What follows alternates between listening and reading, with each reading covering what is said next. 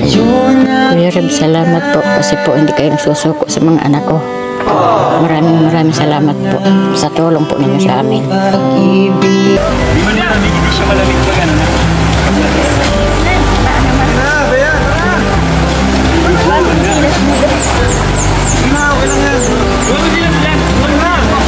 Wala man dyan ang mga masarap. Mababo, masarap kaya.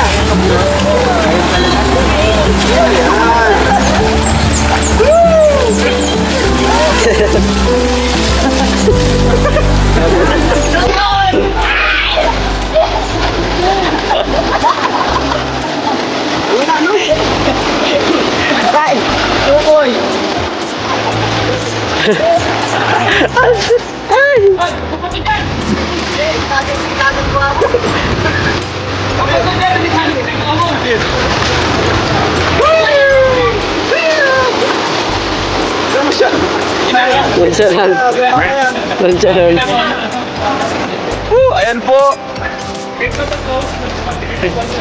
Ano, enjoy lang tayo ngayon, huwag kayong mahiya. Diba? Ano tayo, Bea? Kapir, Bea, kapir.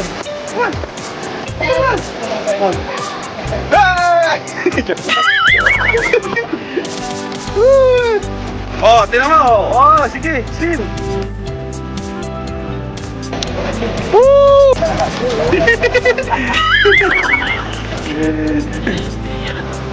Marami kayo sa Bea ko. Ganyan lang siya. Bea po mga kalingap na nunod. Ang dalawa.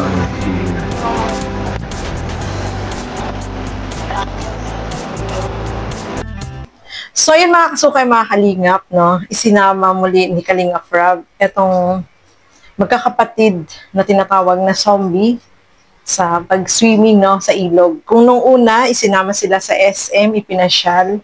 Tapos nung sumunod na, nung ikalawa, is makeover, no, mga kalingap. So ngayong pangatlo, eto na, swimming naman sila sa ilog, no, mga kalingap. So, eto, nakikita natin sa kanila na etong si Bea, talagang sobrang mahiyain pa rin, no? Hindi siya sumasama, ayaw niyang maligo. Samantalang si Chris, nakikitaan natin na talagang, ayan, marunong siya, nakikisabay siya doon sa kanila, no, mga kalinga. Pero itong si Bea ay talagang sobrang mahiyain po, no? Ang natutuwa lang ako dito kay Kalingap Rob kasi talagang, ano siya, matyaga, no? Talagang matyaga siya, inaasikaso niya. Yun yung sinusubuan niya para lang kumain pero ayaw talaga, mga kalingap, no? So hopefully etong sila ay yung yung kahit paano ay mag-improve, no? Yung kanilang attitude kasi talagang nakikita natin na talagang kapag nandiyan sila is sobrang nahihiya po etong dalawa. Si Chris, okay na si Chris kasi may improvement na po sa kanya. Pero dun sa dalawa talaga, yung pag hindi mo tanungin o kausapin, talagang wala. Nakatungo lang, yung nakatulala, no, mga kalingap. So, ayan po, no. Nakita natin na nag-enjoy naman silang lahat dyan. Although itong si Bea talaga is ayaw niyang sumama, ayaw niyang maglangoy. Nandun naman yung mama, di ba, mga kalingap. Baka naman takot siya sa tubig or hindi siya marunong lumangoy kaya ayaw niya.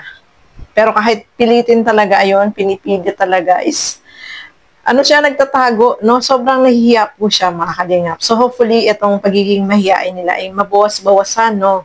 Kasi dapat nasasanay sila na yung mga tao na nakakaharap nila, kapag kinakausap sila, ay dapat umimik sila. Tapos, yung marunong silang makihalubilo, no? Yun talaga, no? Yun talaga yung ugali nila na sobrang mahiyain ang hindi pa rin mabago-bago. So, hopefully, mabago po yan, no? Sa pagtsatsaga, syempre ni Kalingap Rob, nakikita natin si Kalingap Rob, sobrang matyaga po siya, no? Yun nga, subuan niya sa pagkain, pinipilit niya, ayaw talaga, no, mga Kalingap. Kahit nung unang punta nila doon sa SM, na pinapakain, ayaw din kumain, mga Kalingap. Sobrang mahiyain. Tapos, ayan din po, no, nakausap na rin ni Kalingap Rob itong tatay nung magkakapatid na zombie na sabi nga niya is nagpapasalamat siya dahil sa pagtulong nila Kalinga Prab, malaki yung naitulong dito sa kanila at yung pabahay na ipapatayo ni Kalinga Prab is lubos-lubos po yung kanyang pasasalamat, no? Dahil napaka-importante ng bahay. At yung pinoproblema nga nila yung lupa, doon sa lupa na tinutuluyan nila ngayon ay parang pinapaalis na sila. So hopefully makahanap sila ng lupa na pwedeng pagtayuan ng sarili nilang tirahan ng mga Kalingap.